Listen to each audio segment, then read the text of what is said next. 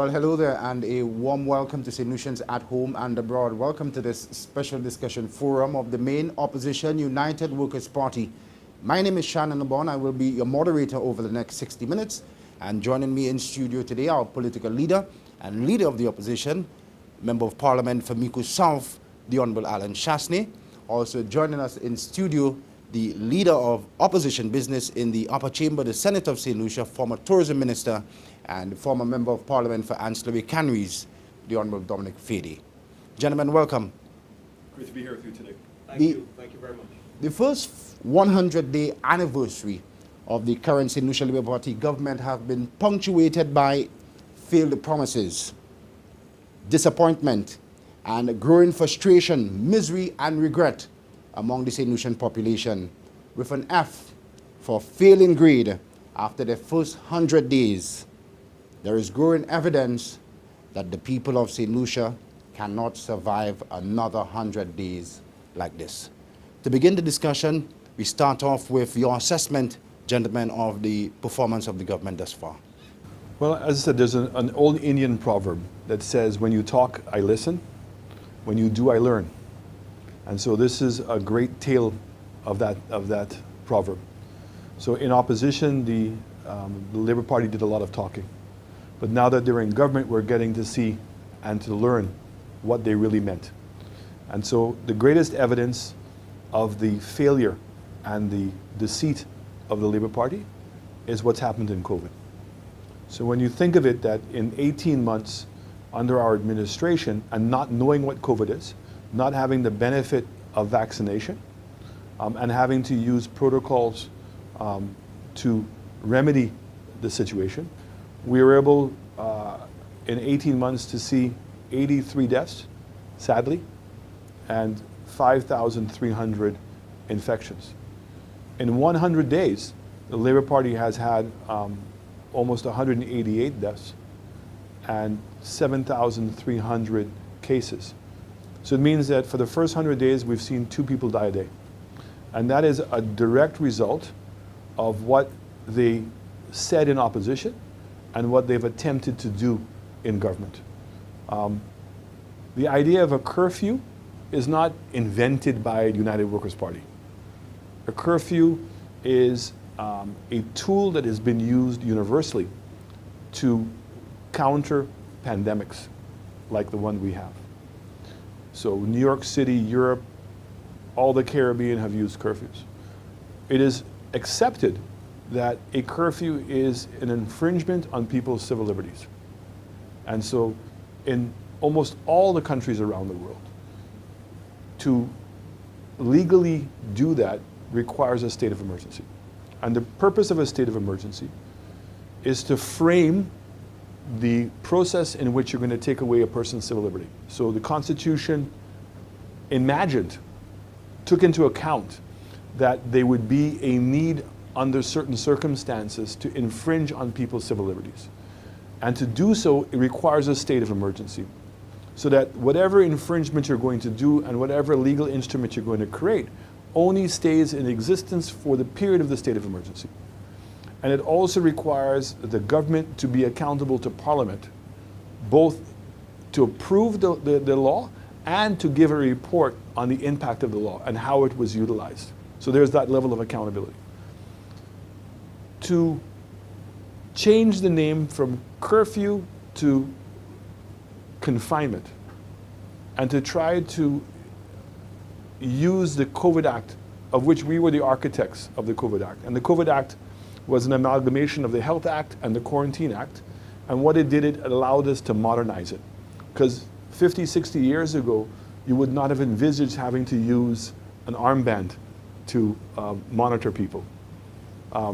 And certainly travel would not have been as extensive. So it had to be modernized to take into consideration these new technologies. We said that the COVID Act could do everything except it could not impose a curfew.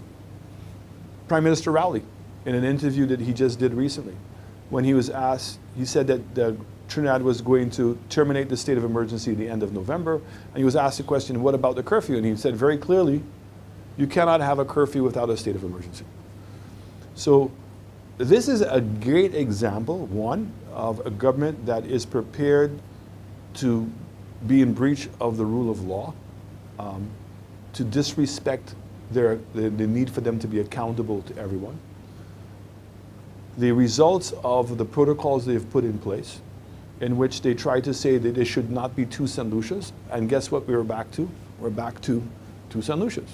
Because in order to have a successful tourism project, and Dominic can speak more specifically on that, that you had to create a bubble. Because people are not going to travel to St. Lucia under the wrong circumstances. And the reality is what we have to do is to create a protocol that allowed persons to still vacation, but it protected the people, the lives of the people. And it helped ensure people's livelihoods. The government did not have the resources to continue to pay income support for the 11,000 people directly employed in the industry. We don't have the money to be able to support the businesses that would have lost millions of dollars. And so we were able to find, unlike everybody else, a model. And the Labour Party used people's emotions to say that that was wrong. And they now have found themselves full circle of actually having to adopt literally everything that we said. We're back to a curfew. They want to call it confinement. But we did it under the purviews of a state of emergency, so there was accountability. They have not done that. I want us to spend some time a little later to go into depth into the real infringement on the human rights of our citizens and the illegality of what currently exists, because you have no legal backing for the enforcement of the current confinement or curfew, whatever is written in the current day law. But let's get from Senator Fede your assessment. I mean, straight off the bat, total disaster. This has to be one of the worst 100 days a government has started its tenure in history. And then when we think of the lack of confidence, the lack of strategy, up to now, you know, the Minister of Finance and the leader of the government cannot tell the country how is he going to create additional jobs, how is he going to grow the economy to try to continue the economic recovery that the United Workers' Party has started. We see a lack of communication with the citizens. After the famous interview of waiting on the science, he's gone in hiding. We see representation overseas at COP. It was an absolute disaster. When you compare him with other leaders around the Caribbean, it's really night and day. And we have really seen in our country there's a leadership vacuum on a range of issues. And the SLP, they have no moral integrity or consistency on any of them. And so I want to support the political leader's point. I have never seen so much flip-flopping. Not so long ago, it was okay to keep the borders open. We were told it was the tourists that were bringing the COVID to St. Lucia. The people of St. Lucia were made to believe that there was endless money, that they can get this money. We saw that when it came to, 1005 promise made by the Prime Minister on the market steps, he went to Andre Paul's show and said vehemently, without a doubt, that he did not promise anybody 1.5. In fact, he challenged Andre to find the tape. And then just within 24 hours, the tape surfaced that here he is saying that the $500 wasn't sufficient. He said that the Labour Party administration would have tripled the income support that we were giving to bars. And guess what? There are 3,000 bars that are closed, that were closed. Big businesses like supermarkets and gas stations were allowed to sell alcohol beverages, but yet there was no income support to be able to give them. Now, I believe one of the reasons they have gone to remove the board from making the decision on the CIP money yesterday is because they have no money, and then they want to give everyone a good Christmas. And so what do? They go and they break the padlock on the CIP. They pillage. That's correct. And they have a history of pillaging monies and the resources of this country. They were saying when they came in, they met an empty treasury. How much do they have in the CIP fund now? About $40 million that they can just go and spend. And you're going to see for Christmas now, they're going to be spending all kinds of monies that we left in the event of a wet day. But not only that, but to make strategic investments to buttress economic growth for our country. So this has been a total disaster. A lot of people you talk to, they feel extremely hopeless. They feel the country is rudderless. They don't know where the country is going. We're in a standstill. A number of projects are stopped for political retribution, nothing else, so that they can just falsely and without any evidence accuse people of corruption. But one of the things you must always note, Shannon, about this administration, whenever they make accusations, they would never do it in the open media. They always do it in the parliament, where they're protected from libel and where they're protected from slander. I challenge them now, come in the open media and make the allegations that you're making about former UWP ministers. And so it's all a bluff. It's been 100 days of deceit and misery. And so I'm really, really concerned about the future prospects of the country. Right. And you're absolutely correct. The promises made do not match the actions since coming into office, and the $1,500 stands out. You, sir, you were told that the $500 is not enough, and the people of St. Lucia still remember the promise 100 days later. And you know, and the $500, let's remember, came from the NIC. And it came out of creative thinking. So basically the NIC pension fund comes to an end in 2050. So we asked the question, if it ended in 2049, how much money would be remaining? And it was $100 million. So that is where the money came from to pay for it. It's not even to say it came from the government coffers. You know, the reality is that pre-COVID, we had built up the revenue of the government to about $110 million a month. And the operating cost of government, it was about $100 million. Now, when we first came into government in 2016, the revenue was $80 million. So it means the government was running a deficit of almost $20 million a month. And they had been doing that for almost 15 years. So that's why the debt financing went from $33 million to $170 million in interest payments. So you start off with $44 million for salaries, $30 million for debt financing, and $30 million for government operations. And then because of COVID, the revenue went from $110 million to $60 million. Right? So there was a loss of $50 million a month. Plus, your operating costs went up by another $30 million. $15 million a month to the respiratory center, the quarantine hotels, the isolation areas, the extra overtimes that it was taking, all the oxygen, the medication that we were putting in place. All of those things cost money. And the silent killer was the bonds.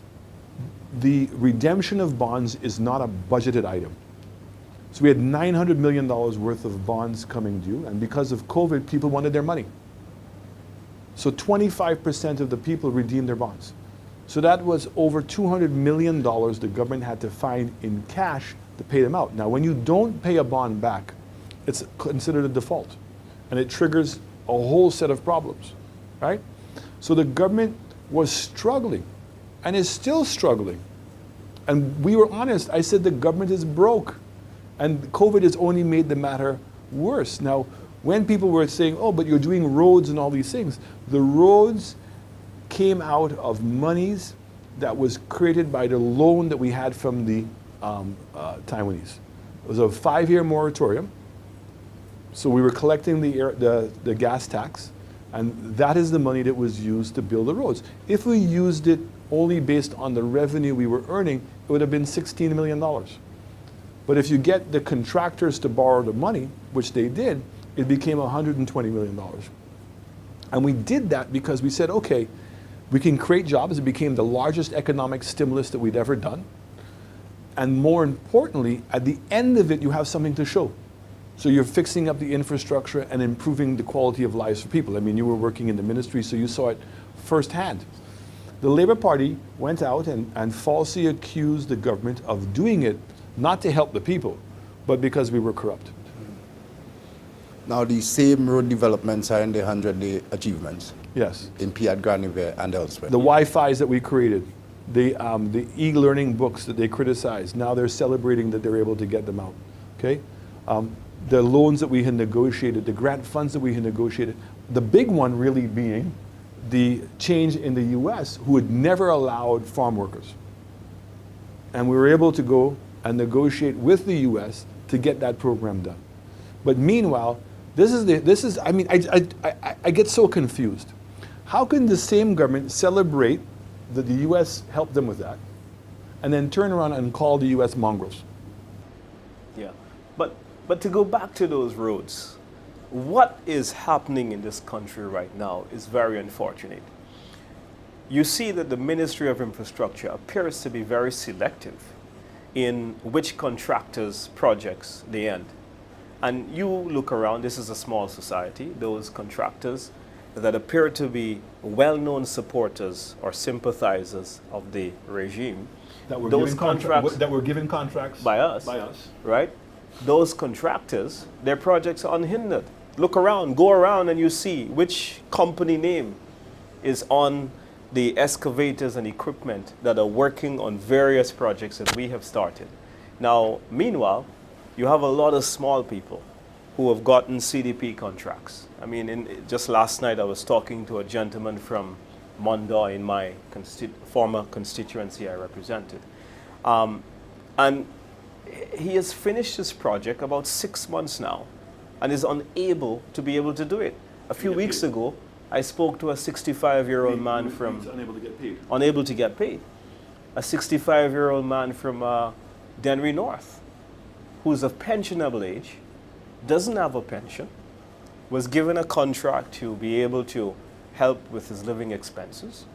And now what has happened? He's walking, leaving the valley, the Dennery Valley, every day, coming to the Treasury to look for his money. And this must stop. So what you're doing now is you're causing a lot of hardship on people. And the government certainly, by its politics, has really made the pain so much harder for a lot of people. In such a short space of time. The level of victimization I've seen is unprecedented. I mean, you talked about, for years, the Labour Party made the allegation that we fired the NICE workers. We kept on saying no. They had contracts, the contracts came to an end, we did not renew it. So here we are, in which people have contracts and the contracts are being terminated prematurely, okay? And the Minister of Equity attempted yesterday to say to us that was not politically motivated. So I know in my own constituency that supervisors have been fired. Now I'm the rep. No attempt was made to call me to say, hey, do you want to be involved? But look, I get it. That's politics. But don't in opposition say that if you were in government that you would do it differently. And again, now you find yourself for the second time, because they did the same thing, right, in 2006 to 2011. They said, oh, they've learned and they're going to come back in 2011, 12 and make a difference. They did the same thing.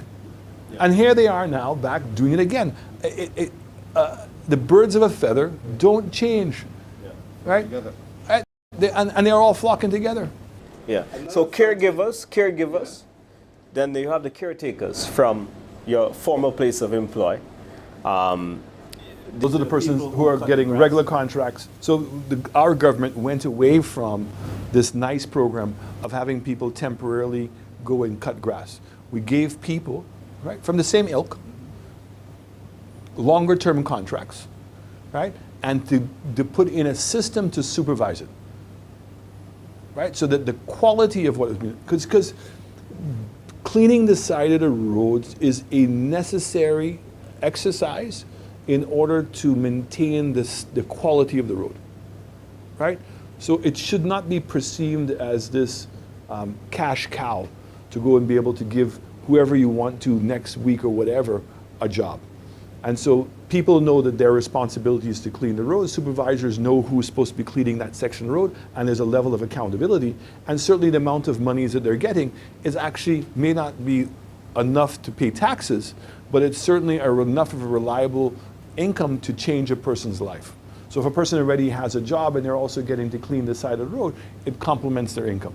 No different than a person who's working and also has a farm. People in St. Lucia have learned that I cannot depend on most instances to have one job. I have to have multiple jobs, right? And to keep the politics out of it. But here is to your point, I mean, this victimization, this blatant victimization from a party that said they wouldn't do it. Correct. And what has happened in the Ancillary Council recently is criminal.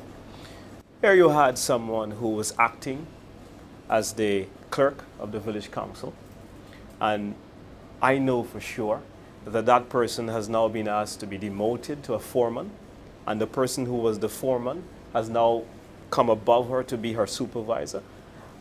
You have to ask yourself, where is this coming from?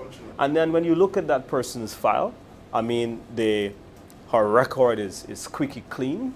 She has been an exemplary worker. So what we're seeing here is a lot of people's lives are being disrupted because they exercise, or the administration deem them to be, have exercised their rights to vote for the United Workers' Party. And, you know, it's so sad. But these are this is the legacy of the Labour Party in the first 100 days, where they're going with a guillotine and they're looking to chop people's heads off. And you and I had a discussion. Yeah. As egregious as that is, the most egregious part is when you juxtapose what the United Workers' Party promised in the first 100 days to what the Labour Party promised and have not delivered on. So we talked about the healthcare insurance. So you heard yesterday, they don't agree in that. So we're going to go back to a universal healthcare? What is that? You've been proclaiming for 20 years that we've had universal healthcare. So what's the difference between universal healthcare and healthcare insurance? Universal healthcare is where the state says it's going to take on the responsibility for paying for healthcare, right? Where's that money going to come from? And when you put it in the context now that you've moved into a new hospital in which the operating costs have gone up by 50 million, and you're talking about introducing a new state-of-the-art hospital in the south, the expansion of all your healthcare services. So if the government has only been able to pay salaries, but the operating costs of these facilities have been lingering, yeah? Where is the money going to come from in this guava season to pay for it? Whereas healthcare insurance is saying, if you're employed, that the same way you're making a contribution to NIC, both you and the employer will make a contribution. And similarly, that the persons who are either elderly and are on pension and cannot afford it, persons who are unemployed, and persons who are on the paupers list, that government will pay that role. So it's much easier for government to now find $40 million to contribute to that insurance. And it means now you have your card. When you go to the hospital, you don't need anybody else, right? You don't have to be begging, bake sales and everything else. Our government promised that. Our government promised that the e-books would be sent out to the rest of the secondary school students, and that we would provide e-books for kids in grades 5 and grade 6, right? All those things had already been arranged. The government talked about the new investments that it was going to be bringing in. So instead of seeing new investments, we're seeing the existing investments being turned down.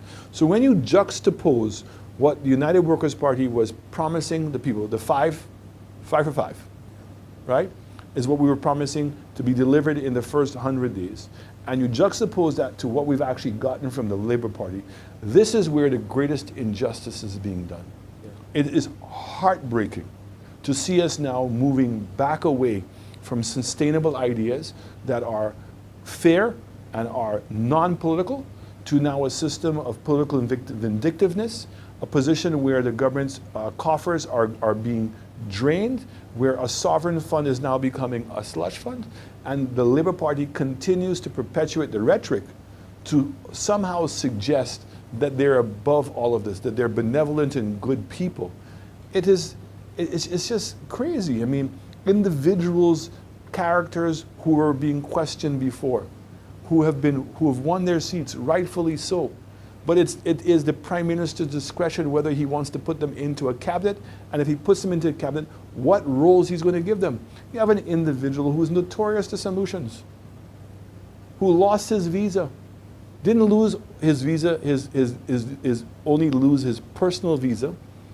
He lost his diplomatic visa in which letters came out and explained why he lost the visa. So there's an infamous letter where his daughter had written to the US authorities in making an appeal because she's a US citizen for him.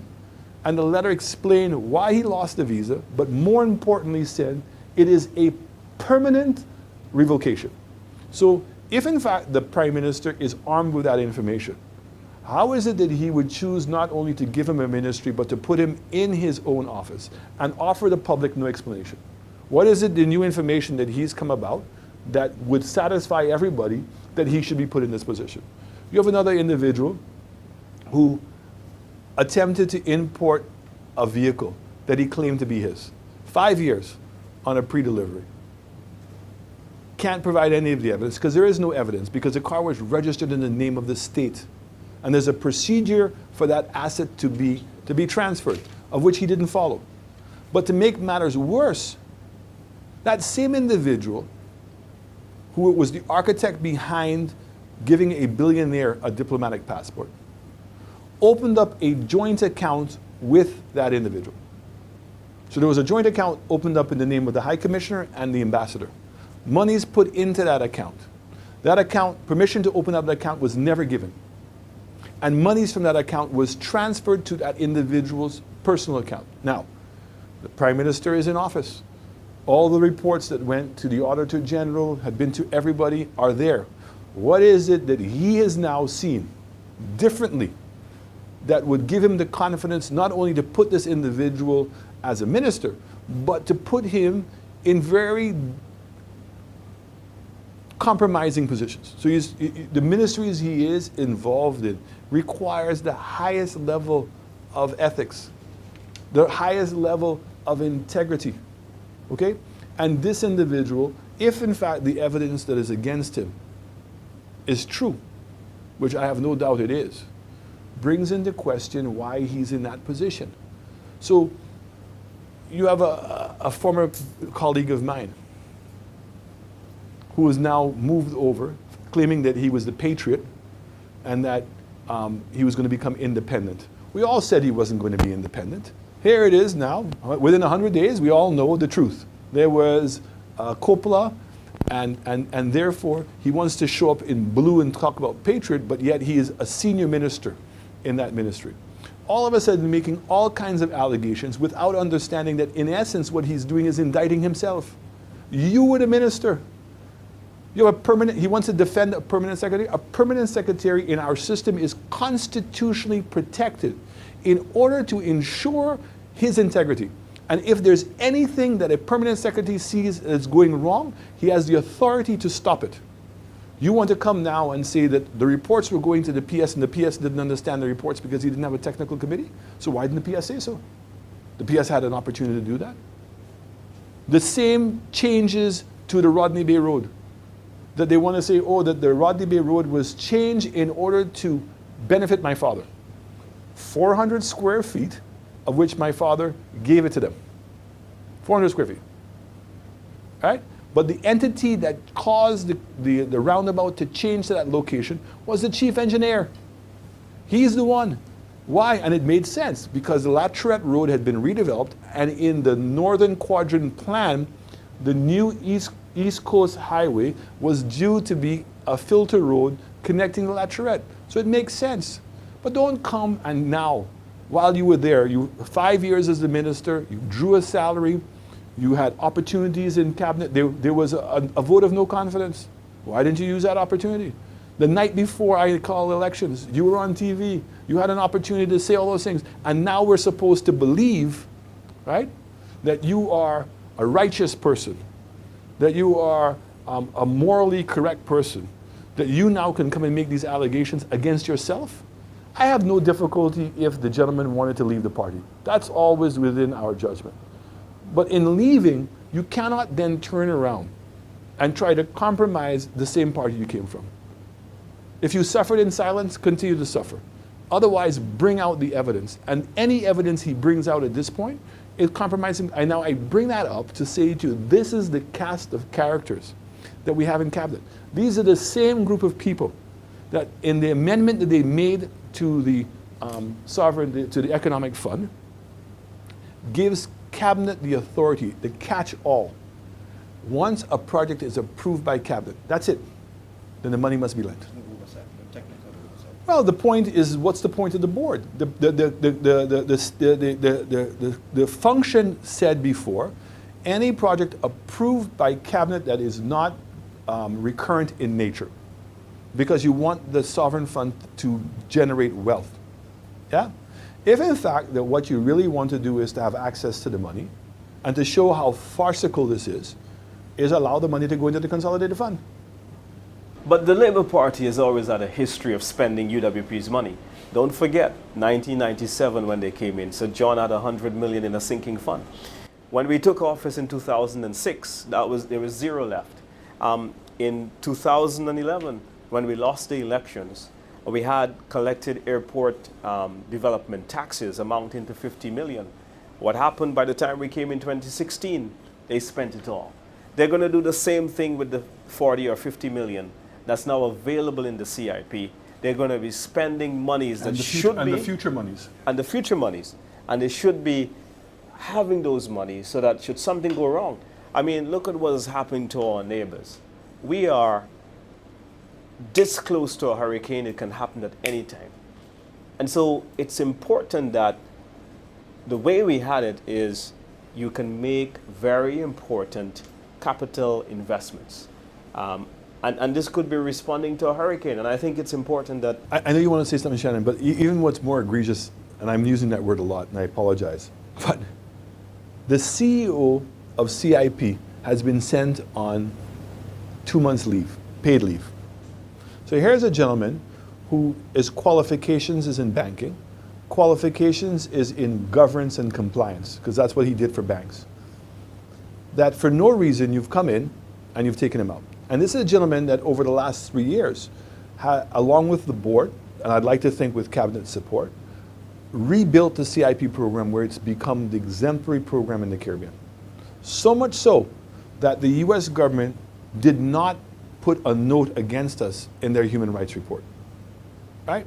And people were now using St. Lucia as the example. So when you take out the architect and the person who is managing that on the yellow list, what message are you sending to everybody? Are we going to go back to now where we're not going to be sending files to the regional security force? Right? And what confidence is everybody going to have to know that the CIP board is not being interfered with? So you have a situation in which you have Ernest Hilaire as the minister, his very good friend Lauren Theophilus is the chairman, his very, very, very good friend Thaddeus Antoine, who is a lawyer in the CIP program, is the chairman of St. Lucia Tourism Authority. And then his best friend, of which is now the chairman of Invest St. Lucia, who is a banker. And they don't see any conflict. And that the same gentleman's son is now the attaché for Ernest. So here you have this party that accused my government of being friends, family, and foreigners. I was about to say it sounds a lot like friends, family, and more friends. No, friends, family, and cliques. But that's your friends, family, and friends. Yeah. That's all this is. So as I say, do as I say, don't do as I do. And this is why I want to go back to the proverb. And Indians are very wise. They said, you talk, I will listen. You do, and I will learn. Talk is cheap. The easiest thing in the world is to make a promise. The most difficult thing is to deliver. And this is, you know, the disconcerting part of this whole thing was, if it had not been for COVID, but we did have COVID, the policies of our government were working. And it took us a while to be able to find our feet again with COVID, but I'd like to think that we were finding that balance between lives and livelihoods. Yeah? I certainly understand and I empathize with everybody who felt that we were taking away their civil liberties, and you wanted to have a discussion on that.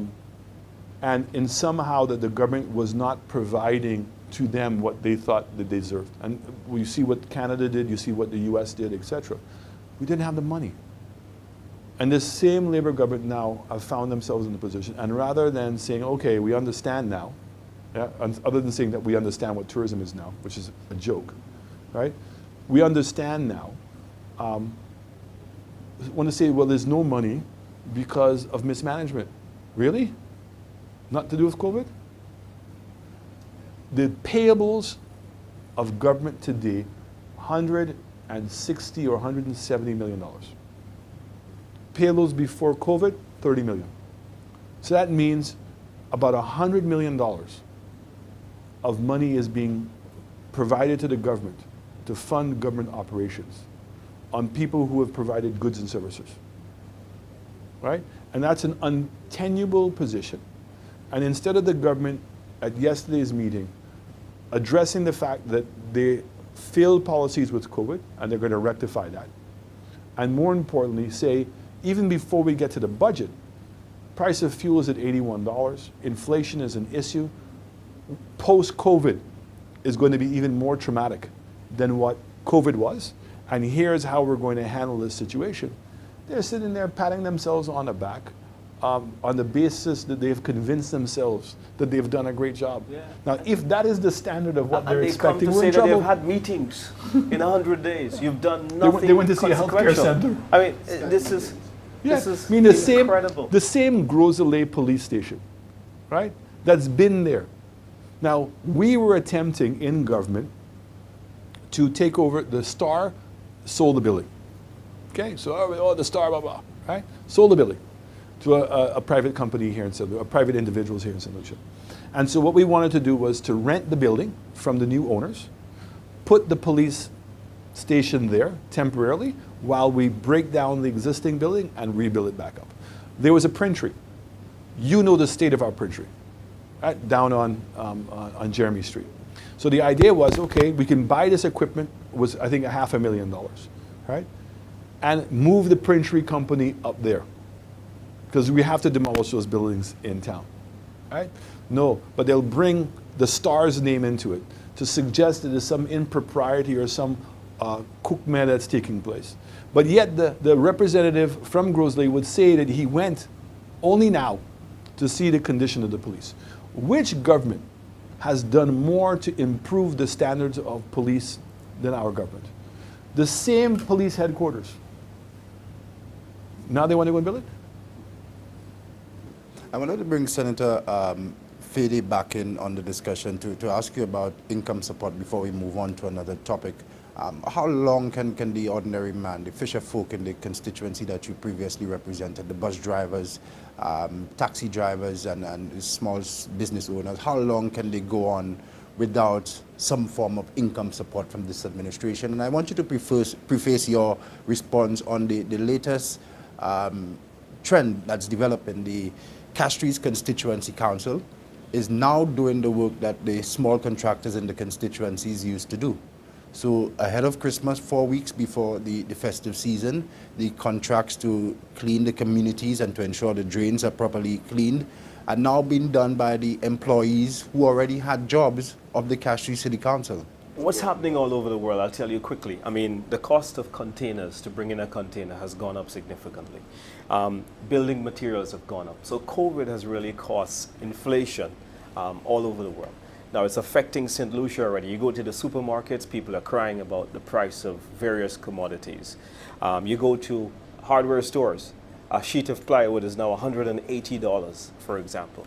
And so what I'm going to say to you is not very long, because it's getting harder and harder as a result of what COVID is causing globally. And then the price of oil. We had this discussion yesterday, going up from $56 in the middle of the pandemic to now about $84, $85.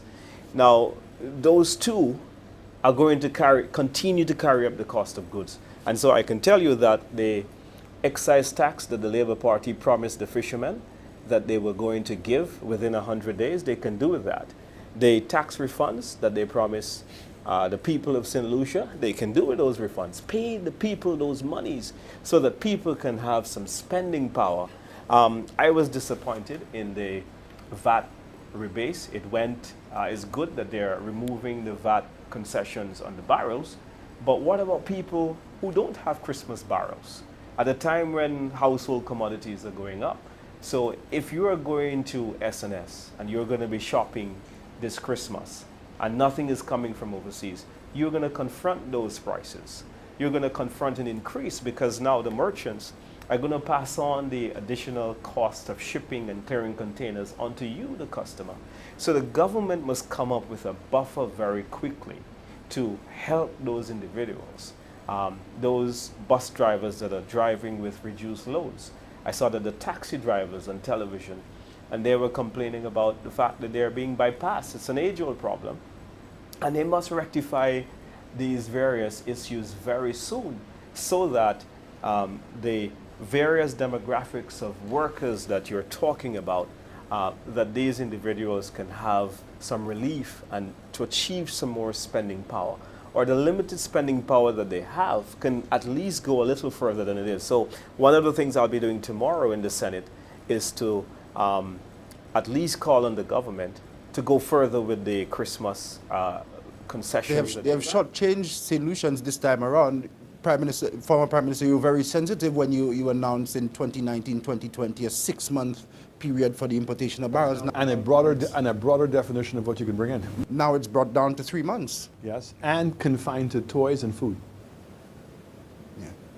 The economic hardships that our people face, it's expected to continue as long as COVID remains with us. We've just hit our fourth phase. Extremely frightening. And so here's the scary part, Sharon. And again, this is the crux of the matter. Germany, which is at 67% vaccination rate, is having a massive outbreak. So the science is suggesting that the herd immunity will be achieved at 90%. We're at 20% here, right? So here they are bragging about how many people have been vaccinated, but we're in trouble. So what does 20% mean? 20% means that we are going to be continuously vulnerable and impacted by outbreaks. And every time we have a significant outbreak, what it causes for us to do is to constrain. So they have now understood, and the letter that I sent to him speaks very clearly about it. If you want to deal with COVID, it's curfews and alcohol, because those are the two things that cause the people to interact on a more frequent basis. Yeah? It's as simple as that. And every time that the outbreak comes, you have to reduce the hours of, increase the hours of curfew and reduce the consumption of alcohol, which means a lot of small businesses are going to be impacted and with no income support in sight, right? So the purpose of maintaining some level of protocols is to create that balance so you don't have to always go these highs and these lows. Dominique is 100% correct. The global economy is getting tighter. If the government decides that it needs to get more revenue, which it does, and in typical labor fashion, increase taxes, we've seen that that actually works opposite, because now small businesses are going to close down, unemployment is going to go up, etc. Now, so it means that the remedy that's available to them is the same remedy that was being prescribed by the United Workers' Party, which they said was draconian, which they said was insensitive, which did not deal with the people. So is it that you're going to design policy based on what you think people want, or are you going to design policy on what is sustainable and going to be able to give you the ability to move forward? So when you talk about healthcare, if you don't introduce healthcare insurance, and therefore there's money to come in to help support, pay for healthcare, the current cost of healthcare will be reflected now when you go to the budget. So the budget's going to be coming out in end of February because there was a new financial act, right? So they have to do the estimates by February, and then the appropriations bill has to be done by March. As I said to some of them yesterday in the House, the budget's not complicated. It takes a minute and a half. They said, what do you mean, a minute and a half? I said, a minute and a half. I said, because once you've accepted that you have $44 million in salaries, you can't cut that. $30 million in debt financing.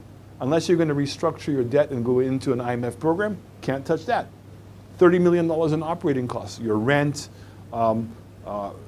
gas, fuel, electricity bills, basic things to keep the government running, okay?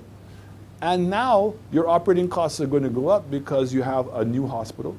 You have to decide what you're going to do in the south with the other hospitals. You have COVID still here, so it means you have to maintain the respiratory center. So the plan was you were supposed to close down St. Jude and save the money. St. Jude is operating at the same cost as it was when it was St. Jude, but as a respiratory hospital, and you now have OKEU. Okay? You then have a government that wants to... You meant Victoria, sir? Victoria. Well, I call it a respiratory center. Yeah, but you have now both Victoria running, as well as you have OKEU. Okay, but remember the budget was designed not to have Victoria or the respiratory center. So when we get to the budget, you can't hide anymore, right? And the budget is going to require innovative thinking. And this is why we said, Shannon, and I want my fellow solutions to listen to this. The medium-term and long-term solution to the problem we have is to grow the economy. The fundamentals in growing the economy is your education program, i.e. tooling your people to better adapt to the new jobs that are coming in. And very importantly is infrastructure. If you don't build more roads, if you don't fix up the airport, if you don't improve the water, if you don't improve your ports, yeah, you can't grow. That's the fundamental thing. And you know, there's a very famous saying by John F. Kennedy in the 60s. He said, ask not what your country can do for you, but ask what you can do for your country. The philosophy behind that is that to have a great healthcare system, a great education system, and great infrastructure, you have to have a strong government. But COVID has changed things. People don't want to hear that. People want to get results now. And strong leadership is about confronting those issues with the population, telling them what the truths are, trying to work through the process to come up with the right decisions. Now that is made even more difficult when you have an opposition that is so hungry to get into government that they would play on people's emotions. People who feel, I need to get it now, rather than what the truth is. The government is not an ability to get everything now. We're going to have to make some sacrifices.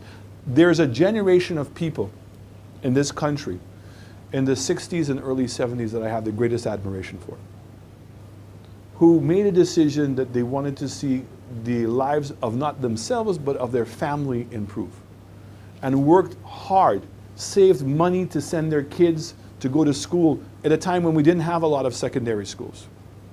Okay, and where a university was not even the University of West Indies, but in England and in Canada, and made those sacrifices themselves. But we don't have that. We have young parents today who have young kids, and I admire that, but are not willing to sacrifice. They want to have the nice car, they want to have the nice phone, they want all these other assets rather than investing in their own country. And they believe that the entity that is supposed to do that for them is the government. But nobody wants to ask, where is the money going to come from? Now, these are the discussions we have to have. These are the discussions we attempted to have over the period. And I would go into my own constituency, and people want this and they want that and blah, blah, blah. I said, okay, you can't get everything. How are you going to prioritize? But which is why, Shannon, that we never support putting the construction industry on a standstill, because the economic pain that you're referring to and trying to balance lives and livelihoods, the challenge that every government is presented with COVID, meant that you need to find a buffer. And so that's exactly what we did. We fast-tracked a number of the projects island-wide. It was the best time for us to beef up the infrastructure so that we can have medium and long-term growth. But in the short term, you're creating jobs for people. So the waiter who was laid off from the hotel industry could now find a few days in the construction industry. Someone who would have lost their job from another industry because of COVID can now find an opportunity in one of the road projects or in one of the hospital projects that we were building. Now, what has happened by making these projects on a standstill?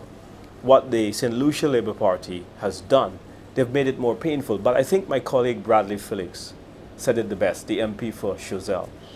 And he said that because we didn't discriminate who were hired and contractors were indiscriminatingly hiring people, many days you would pass and you would see workers wearing the red band supporting the Labour Party.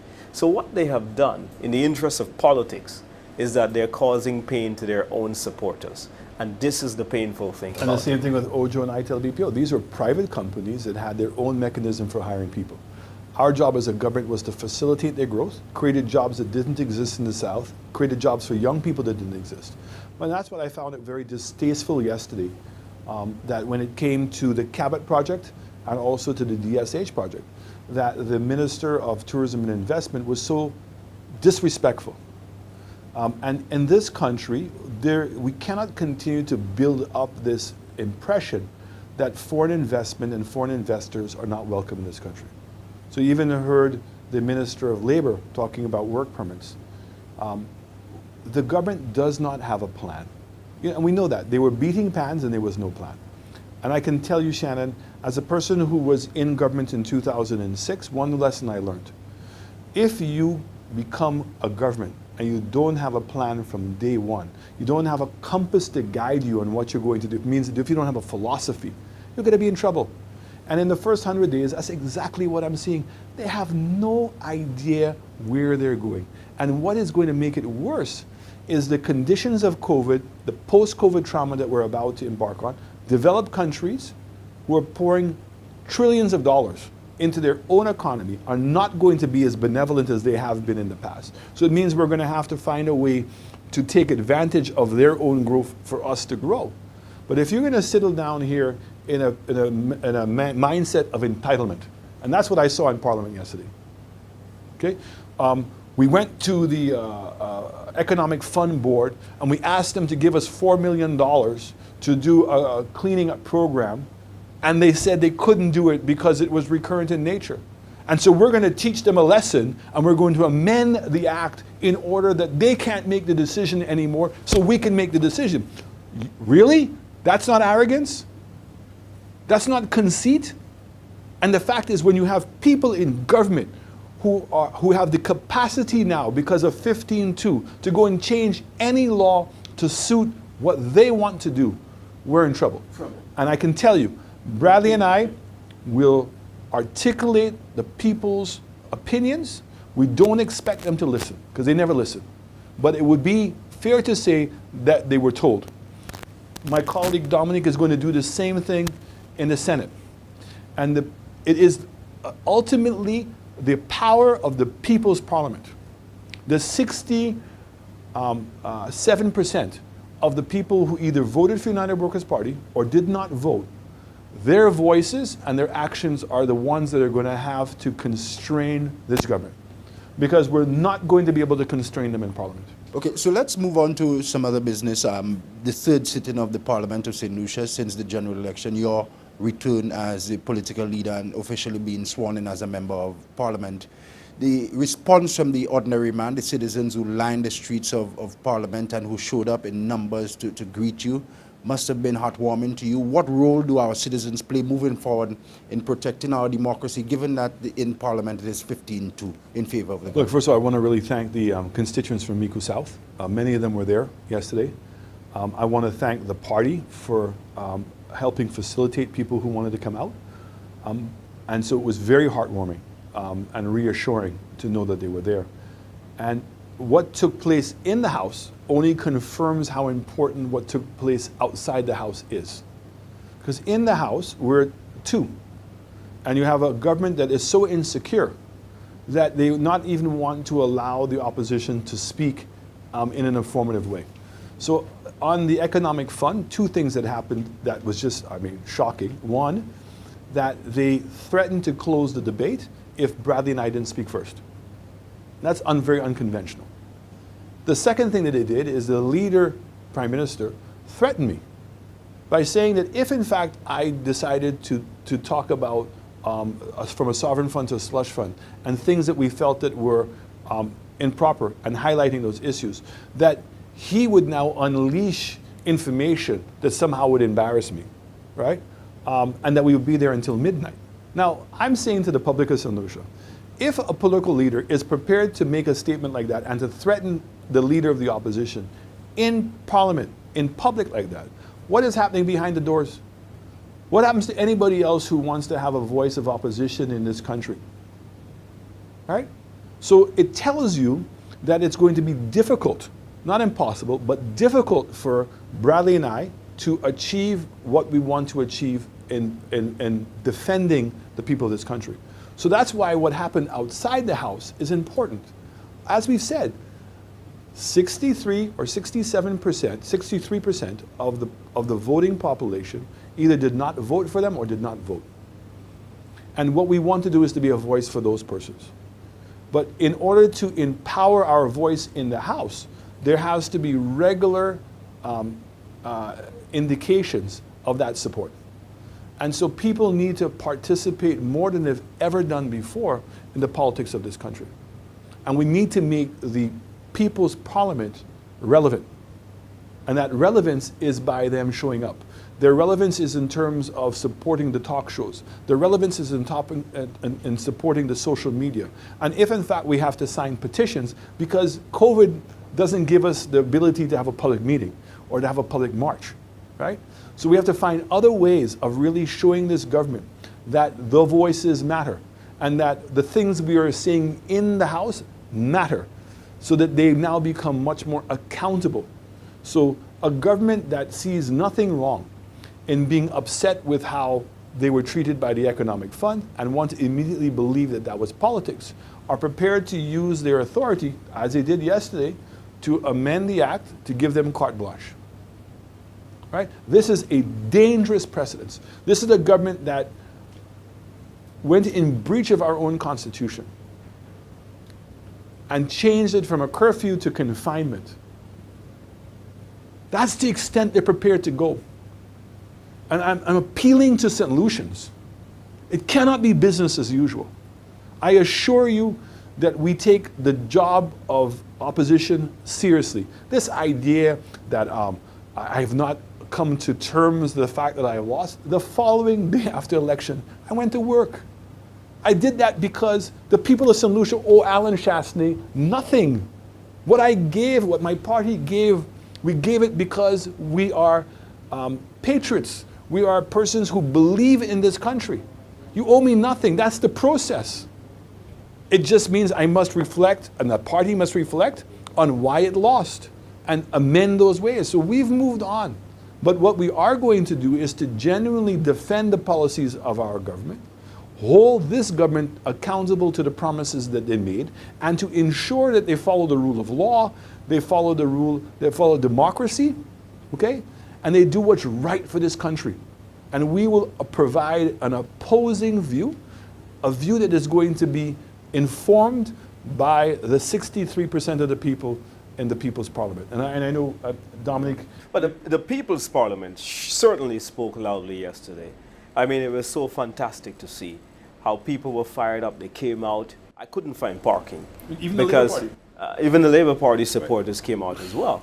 But when I got into the chamber, it was clear to me that the members of Parliament on the government side were extremely deflated when they saw the overwhelming support that the political leader of the United Workers' Party, Honorable Alan Chastanet, still has with the United Workers' Party supporters all over St. Lucia.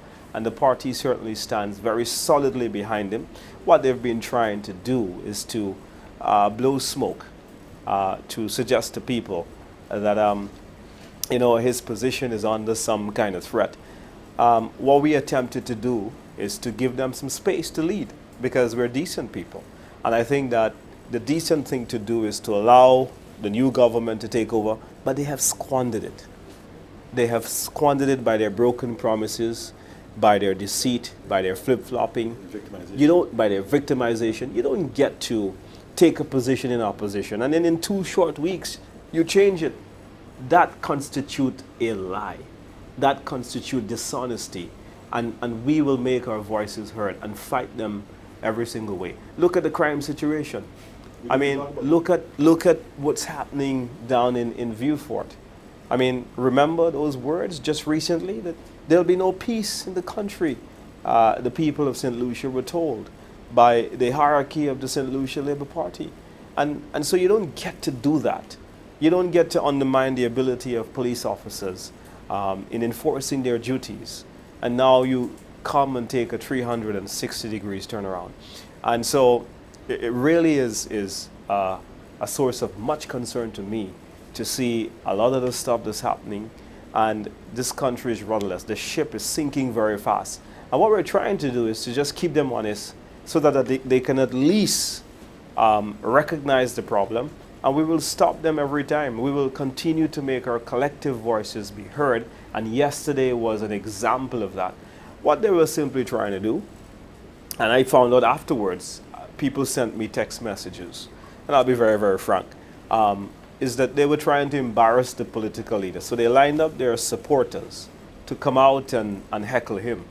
But unbeknown to us, there already had people who heard that he was coming, and this was so organic.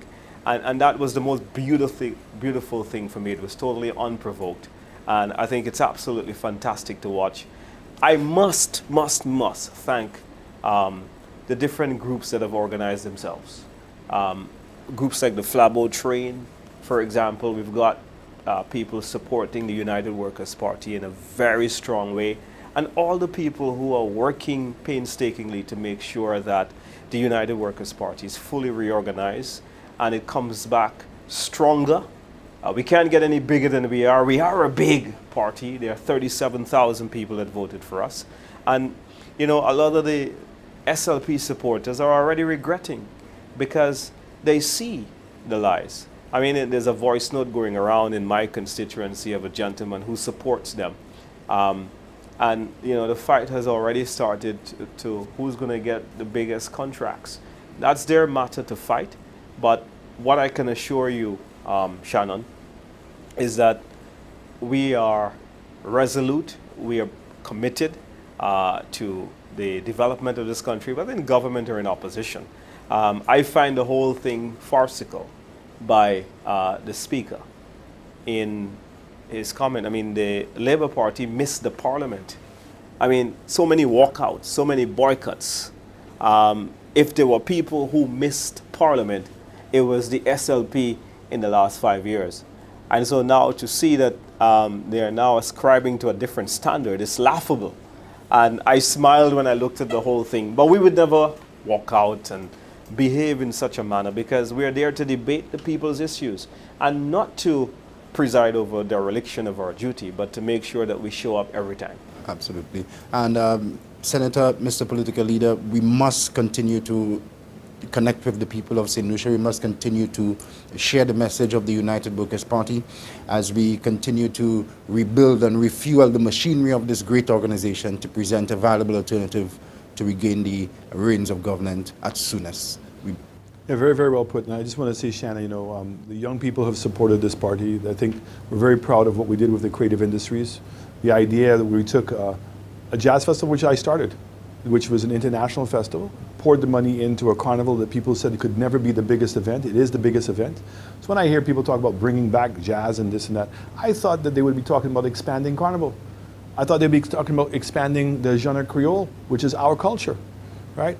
I was happy to hear the minister talk about village tourism and the work that's taking place. We're very proud of what's taking place in the infrastructure and bringing tourism to a level where everybody, the average person in this country, everybody can benefit. So Airbnbs, I mean, when we first came in, the Hotels Association had a strong position about taxing the Airbnb sector and everything else. I stood my ground because I said, are y'all crazy? For the first time, a man can own a home, be part of a booking system and get business? What I want to do is to fix, what we want to do is to fix up the environment so that when those tourists come, that they're happy and they're going to come back again and again and again. So there are many policies that our government started, believed by, and we will continue to defend those policies, to articulate those policies. And I'm hoping to Dominic's point, that people will see through the deceit, the lack of any genuine effort on the Labour Party. And the fact is they do not have a plan. And they have a cast of characters who don't even share the same values.